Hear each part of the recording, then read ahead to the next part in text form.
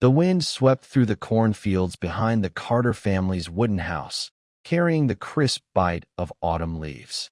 It was a quiet afternoon in their small town, where days stretched slow and simple. Jack Carter, a skinny 7-year-old with sandy hair and wide brown eyes, sat in the front yard, pushing a toy truck across the patchy grass. His faded blue jacket hung loose on his small frame, and his sneakers bore the scuffs of countless dirt-kicking adventures. Jack wasn't loud like the boys at school. He preferred the stillness, weaving tales of heroes and secret lairs in his mind. A faint whimper broke his play. Jack tilted his head, listening hard. It came again, weak and shaky, from the tangle of bushes near the rickety fence that edged the field. Dropping his truck, he crept over, heart thumping with curiosity. He parted the thorny branches and froze. There lay a dog, a German shepherd, its black and tan fur matted with mud, ribs jutting under its skin. One front leg was streaked with blood, bent awkwardly, and its amber eyes flicked up at Jack, tired but piercing, like a silent plea for help. "Mom! Dad!" Jack yelled, his voice cracking with urgency. He bolted back to the house, sneakers pounding the dirt, and burst through the screen door. "There's a dog out there. He's hurt bad." Tom Carter looked up from the kitchen table, where he was tinkering with a busted radio, his broad hands still greasy from oil. Sarah, Jack's mom, turned from the stove, her apron dusted with flour from rolling dough. "Slow down, Jack," she said, wiping her hands on a towel. "What's this about a dog?" "By the fence." Jack pointed wildly toward the yard. "He's all dirty and bleeding. We gotta help him." Tom frowned, setting the screwdriver down. "Could be a stray. Might be sick or mean. You stay here. I'll check it out." "No, Dad, please." Jack tugged at his sleeve, his eyes wide. "He's not mean. I saw his eyes. He needs us." Tom sighed, exchanging a look with Sarah. She nodded slightly, her soft hazel eyes showing caution but trust in her son's heart. "All right," Tom said, relenting. "But you keep your distance, you hear?" Jack nodded fast, already halfway out the door. Tom grabbed a flashlight from the shelf, and Sarah snatched an old towel and a bowl of water from the sink. They followed Jack back to the bushes, where the dog lay still, its chest heaving with shallow breaths. It let out a soft whine as they approached. Up close, Jack saw its size, big and strong despite the thinness, with a proud head dulled by exhaustion and grime. "Poor thing," Sarah murmured, kneeling a safe few feet away. She slid the water bowl forward with care. "Looks like he's been through hell." Tom shone the flashlight over the dog, squinting. "Cut on the legs deep. No collar I can see, just a worn strap. Probably dumped out here." Jack ignored the warning and crouched closer, holding out his hand. "Hey, boy," he said, voice soft as a whisper. "I'm Jack. You're okay now." The dog's ears twitched, and it stretched its neck to lap at the water, its tongue rasping dry against the bowl. Jack grinned, big and bright. "See? He likes me." "He's weak," Sarah said, a faint smile tugging her lips. "Not growling, though. That's a good sign." "We can't leave him out here," Jack said, turning to his parents. "He'll die." Tom rubbed the back of his neck, hesitant. "Taking an estray's a big deal, son. We don't know where he's been. Please, Dad." Jack's brown eyes were huge, pleading. "He came to us. That means something, doesn't it?" The dog lifted its head a fraction, meeting Jack's gaze again. Its tail gave a single, feeble thump against the dirt, and that sealed it. Sarah nodded at Tom. "He's right. We can't leave him. Let's get him to the garage, figure it out from there." Tom gave in. "Garage it is, then. We'll call the vet tomorrow. But he stays there till we know he's safe." Jack's face split into a grin. "Thanks. I'm calling him Rex. He looks like a Rex, big and brave." He grabbed the towel and spread it out, bouncing with excitement as Tom and Sarah carefully lifted the dog. Rex whimpered but didn't resist, his eyes locked on Jack the whole way. They settled him in the garage on the towel, with water and a scrap of chicken Sarah warmed up. Jack knelt beside him, talking fast. "You're safe now, Rex. I'll take care of you. Promise." Rex's amber eyes followed him, calm and steady, like he'd found a place to rest at last. The garage turned into Rex's sanctuary, and Jack became its heart. He dragged in an old quilt from the hall closet, a chipped bowl for water, and a bag of kibble Sarah picked up in town. Every day after school, Jack bolted out there, sitting cross-legged on the cold concrete, brushing Rex's tangled fur until the black and tan started to shine again. Rex ate slowly at first, nibbling at chicken scraps or crusts Jack sneaked from his plate, but by the third day, he'd gulp down anything, his tail wagging in a steady rhythm. "You're getting strong again," Jack said one afternoon, scratching behind Rex's ears. Rex nudged his hand with a warm nose, and Jack laughed, the sound echoing in the small space. Sarah watched one day from the kitchen window, drying a plate as she peered out. "He likes you best, Jack," she called through the screen. "Look at him. He's glued to your side." Jack grinned, tossing a tattered rag across the garage for Rex to chew. "We're best friends, right, boy?" Rex barked once, sharp and happy, like he was saying yep. His leg was still tender, but he'd hobble after Jack around the yard, always. Circling back to sit close, his big head resting near Jack's knee. Tom wasn't so quick to warm up. "He's perking up, I'll give him that," he said over breakfast, sipping his coffee from a chipped mug. "But a dog that big doesn't just wander out here alone. Someone's got to be missing him." "Then why hasn't anyone come looking?" Jack asked, poking at his oatmeal with a spoon. "Maybe he's ours now." "Maybe," Tom said, his frown deepening. "We'll see what Doc Harris says today. He's coming to check him out." Doc Harris rolled up that morning in his dusty truck, a gruff old man with a soft spot for animals and a bag full of vet tools slung over his shoulder. Jack hovered close as he knelt by Rex in the garage, running careful hands over the dog's ribs. "German Shepherd, about 6 years old," he said, feeling the injured leg. "This cut's deep. Looks like a knife did it, not an accident. He's been starved a while, but he's tough as nails. No break in the leg, just a bad sprain." "A knife?" Sarah's voice tightened from the doorway, her arms crossed. "You mean someone hurt him on purpose?" "Seems that way," Doc Harris said, pulling a scanner from his bag. "Folks can be cruel. Let's see if he's got a chip." He waved the device over Rex's neck, and it beeped faintly. "Got one. Old model, though data's scratched up. Says Rex, HW. That's all I can read. No address, no phone." "HW," Jack repeated, stroking Rex's head gently. "Who's that?" "Initials, most likely," Doc Harris said, packing his gear. "I'll call around, see if anyone's reported a missing shepherd. Keep him fed and rested. He'll heal up fine." Jack didn't care much about HW. Rex was his now, chip or not. He spent every day with him, dragging an old tennis ball from the shed and rolling it across the grass, laughing when Rex limped after it and dropped it at his feet. "You're my buddy," Jack said one evening, flopping beside him on the quilt. Rex rested his head on Jack's lap, amber eyes warm and steady. Jack felt bigger with Rex around, less like the shy kid who shrank at school. But then Rex started acting funny. One night, Jack woke to a strange noise, whining and scratching at the garage door. He grabbed his flashlight and tiptoed out, heart pounding in his chest. Rex was there, pawing at the wood, his ears flat and tail stiff with tension. "What's wrong, boy?" Jack whispered, cracking the door open. Rex bolted into the yard, stopping at the fence and staring out across the dark field. Jack squinted, following his gaze. Half a mile away, he could just make out the shape of an old house, boards sagging, windows black and empty. Rex whined again, low and urgent, like he needed to go there. "Jack!" Tom's voice boomed from the porch, sharp with worry. "What are you doing out here?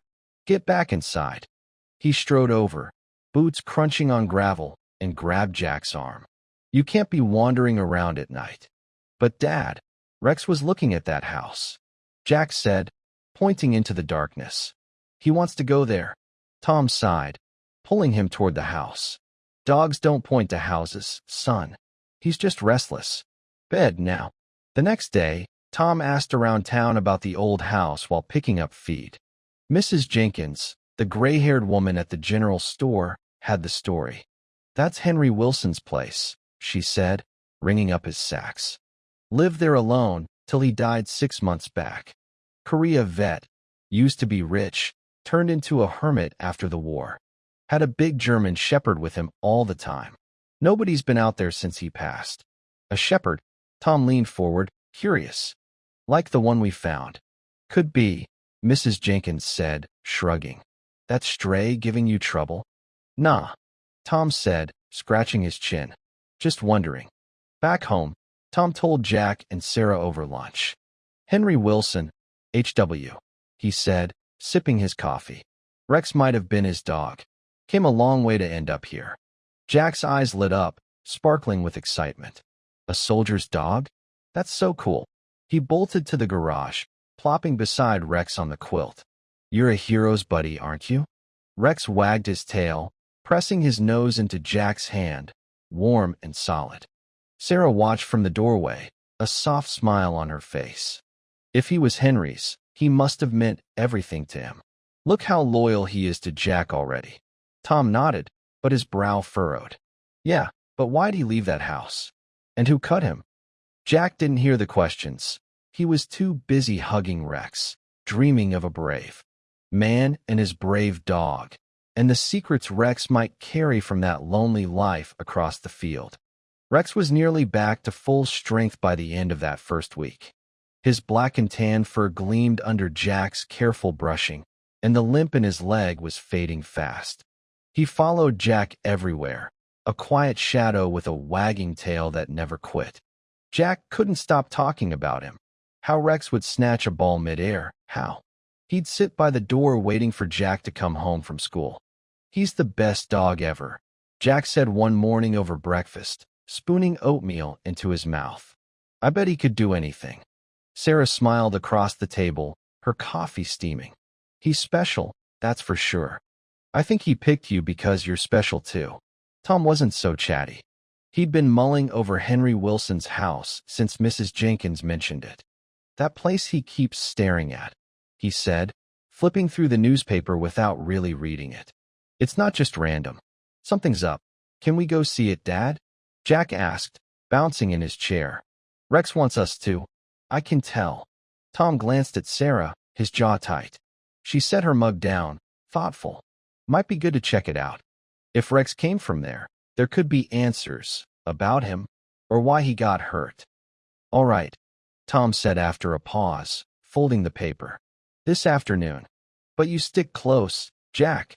No wandering off. That afternoon, they piled into Tom's beat-up pickup truck, Rex riding in the back with his head poked over the side, ears flapping in the wind. Jack pressed his face to the window as they bumped along the dirt road toward the old house. It loomed up ahead, half swallowed by overgrown weeds and twisted trees. The paint was peeling, gray boards sagging like tired bones, and the windows stared back dark and empty. Jack shivered, but Rex barked once, sharp and eager, like he was coming home. They parked by the sagging porch, and Rex leaped out, tugging at the leash Jack had clipped to his collar. Slow down, boy. Jack laughed, stumbling after him. Tom grabbed a flashlight from the glove box, and Sarah pulled her sweater tight against the chilly breeze. Looks abandoned, she said, stepping over a broken chair on the porch. Inside, the air smelled of dust and rot. The living room was bare except for a lumpy couch and a cracked coffee table. But Rex didn't care. He pulled Jack straight through to a small bedroom at the back. The room was sparse, just a sagging bed with a faded quilt and a dresser missing a drawer. Rex stopped by the bed, sniffed the floor hard, and started scratching at the wooden boards with his good paw, nails clicking in a fast, urgent rhythm. He's digging, Jack said, dropping to his knees beside Rex. There's something under there. I know it. Tom shone the flashlight over the spot. The boards looked different, newer, smoother than the warped, weathered floor around them. Huh, he said, crouching down. These don't match. Somebody replaced them. Before they could puzzle it out, a shadow flickered across the window. Jack jumped, and Rex spun around, growling low in his throat. A man stepped into the doorway, tall and wiry, with greasy hair and a scowl that made Jack's stomach twist. He held a crowbar in one hand, tapping it against his palm. "What are you doing in my uncle's house?" he snapped, his voice rough like gravel. Tom stood up fast, putting himself between the man and Jack. "Your uncle? Henry Wilson?" "Yeah," the man said, stepping closer. "I'm Frank. This place is mine now, and I don't like trespassers sniffing around. That dog yours?" "He's ours," Jack said, clutching Rex's leash tight. Rex's growl deepened, his hackles rising along his back. Frank's eyes narrowed, flicking to Rex. "That's Henry's mutt, ain't it? I remember him, always barking at me. Where'd you find him?" "He found us," Sarah said, her voice steady but sharp. "Hurt bad. What do you know about that?" Frank sneered. "Don't know nothing about no hurt dog. I'm here for what's mine. Henry stashed something valuable, money, gold, something, and I'm going to find it." He raised the crowbar slightly. "You'd best leave before I make you." Tom squared his shoulders, unflinching. "We're not looking for trouble. But this house ain't yours till the law says so. We'll go for now." Jack didn't want to leave, but Tom's hand on his shoulder was firm. Rex kept growling as they backed out, his eyes locked on Frank until they reached the truck. "That guy's bad news," Tom muttered as they drove off. "And I'd bet he's the one who cut Rex." Back home, Jack couldn't settle. "We have to go back, Dad," he said, pacing the kitchen, Rex trailing him like a shadow. Rex was showing us something important. "It's not safe," Sarah said, setting a plate of sandwiches on the table. "That Frank guy's dangerous." "But Rex knows," Jack insisted, his voice rising. "He was digging for a reason." Tom rubbed his face, tired but thinking. "Okay, listen. Tomorrow, I'll call Sheriff Dan. If there's something there, we'll do it right. But tonight, we stay put." Jack wasn't happy, but he nodded. That night, he slept in the garage with Rex, curled up on the quilt. "We'll figure it out, boy," he whispered, stroking Rex's fur.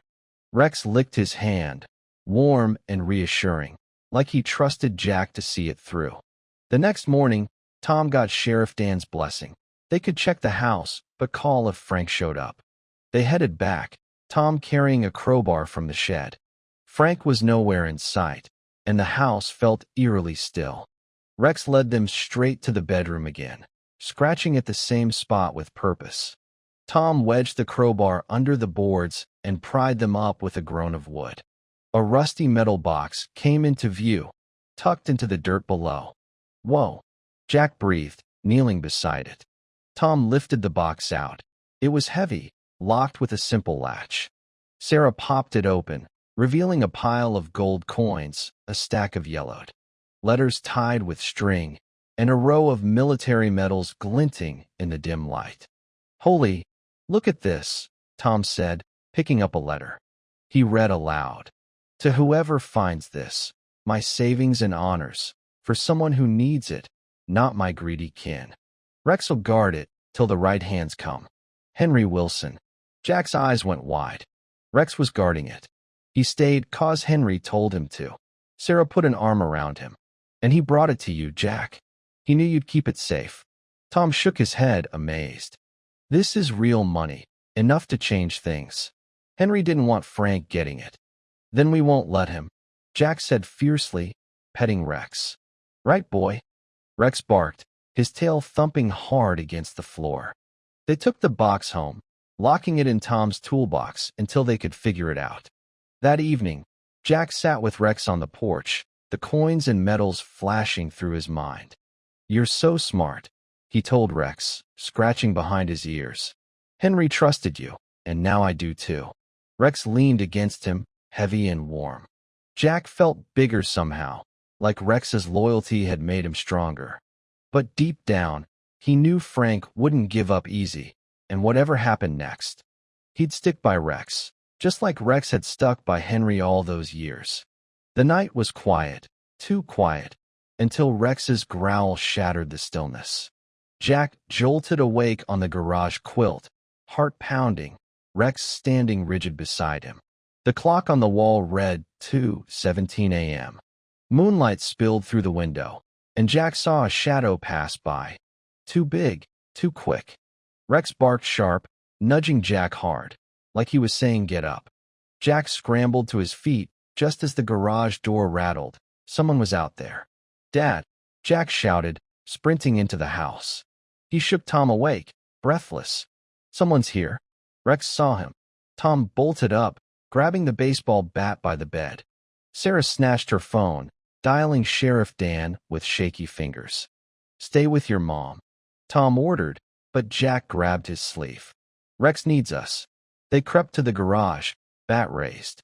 The door creaked open, and Frank loomed in the frame, his crowbar glinting under the moon.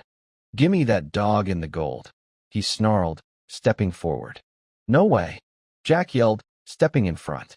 Rex lunged, teeth sinking into Frank's arm. Frank swung the crowbar, grazing Rex's side with a dull thud. Rex yelped but held on, growling fierce, dragging Frank off balance. Tom charged, slamming the bat into Frank's shoulder. The crowbar clattered to the ground, and Frank stumbled back, clutching his arm, cursing loud. Rex backed off, blood streaking his fur, but stood firm between Jack and Frank, snarling low. Sarah yanked Jack inside, locking the door tight. Through the window, Jack saw Tom tackle Frank into the grass, Rex circling them, barking loud enough to wake the town. Headlights flashed. Sheriff Dan's truck roared up the drive, siren blaring. Two deputies jumped out, pinning Frank as he thrashed and spat. "Caught him red-handed," Sheriff Dan said, nodding at Tom as the deputies cuffed Frank. "Breaking and entering, assault. He's done." Tom stumbled back to the house, breathing hard. "You okay, Jack?" he asked, dropping the bat. Jack nodded, tears prickling as he knelt by Rex. A shallow cut oozed on Rex's side, but his tail wagged slow, steady. "You saved us, boy," Jack whispered, hugging him tight. Rex licked his cheek, warm and solid, like nothing could shake him. Sarah wrapped a blanket around Jack's shoulders. "He's a hero, just like you said." Jack grinned through the blur, burying his face in Rex's fur. Frank was gone, and Rex was still his. Morning came soft and golden, the air crisp and calm over the field. Sheriff Dan called later. Frank was locked up, facing years behind bars for breaking in and swinging that crowbar. The metal box stayed safe in Tom's toolbox, and the Carters gathered around the kitchen table, the coins and medals spread out between them. "Henry wanted this for someone who'd use it right," Tom said, flipping a gold coin between his fingers. "We'll fix up the farm, help some folks in town. Rest goes to the veteran's home, like he'd have liked." Jack nodded, petting Rex's bandaged side where he lay at his feet. "Rex made it happen. He's ours now, right?" Sarah smiled, brushing crumbs off the table. "Sheriff says he's unclaimed. He's family if we want him." "Forever?" Jack asked, his eyes wide with hope. "Forever," Tom said, ruffling Jack's sandy hair. "He earned it." Life shifted after that. They patched the barn with some of the gold, bought Rex a new collar with Carter engraved in bold letters, and sent the rest to the VA in Henry's name. Jack wasn't the quiet kid anymore. He'd race Rex through the fields, shouting and laughing, telling anyone at school about his hero dog. Rex slept by his bed every night, waited at the bus stop each afternoon with a wagging tail. One sunset, Jack sat under the big oak in the yard, the sky streaked red and orange. Rex sprawled beside him, chewing a stick Jack had tossed earlier. "You're the best, Rex," Jack said, leaning against him. "Henry picked you to guard his stuff, but you picked me. That's the coolest thing."